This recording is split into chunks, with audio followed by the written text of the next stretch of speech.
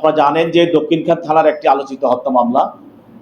এই মামলায় যাকে হত্যা করা হয়েছে সে হলো সারা রোকসানা পিনু। সে একটা ডেন্টাল চিকিৎসক এবং এই হত্যা মামলায় যাকে আমাদের তদন্তকারী কর্মকর্তা বা আইনশৃঙ্খলা বাহিনী যাকে গ্রেপ্তার করেছে সে হলো তার স্বামী সোহেল রানা।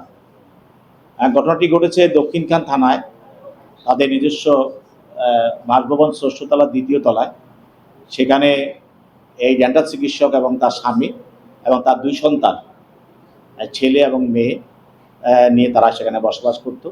প্রতিদিনের ন্যায় সে তার স্বামী সোহেল রানা তার মেয়েকে পার্শ্ববর্তী একটা কিন্ডারগার্টেন স্কুলে তাকে দিয়ে সে চলে যায়। কিন্তু স্বভাবত পরবর্তীতে ওই মেয়েটাকে কিন্তু প্রতিদিনই তার মা স্কুল থেকে নিয়ে আসতো, কিন্তু সেই স্কুল থেকে না নিয়ে আসার কারণে মেয়ে নিজে হেঁটে বাসায় চলে আসে।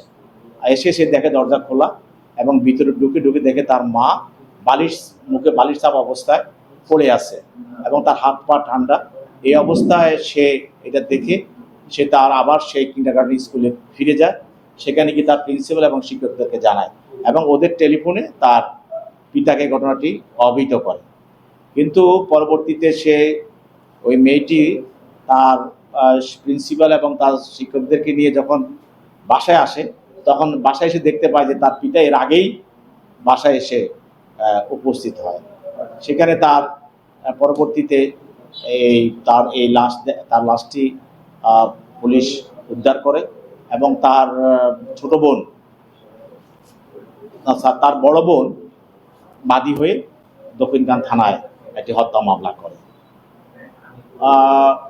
পুলিশ তদন্তকারী কর্মকর্তা যখন তার বাসায় যায় তদন্ত করতে গিয়ে বাসার ভিতরে যে বারান্দায় একটি জুতার ছাপ পাওয়া যায় এবং ওই ছাপটি তাদের বাসায় যে রক্ষিত জুতা সেই জুতার সঙ্গে মিলে যায় এবং ওই জুতাটি তার স্বামীর জুতা ছিল।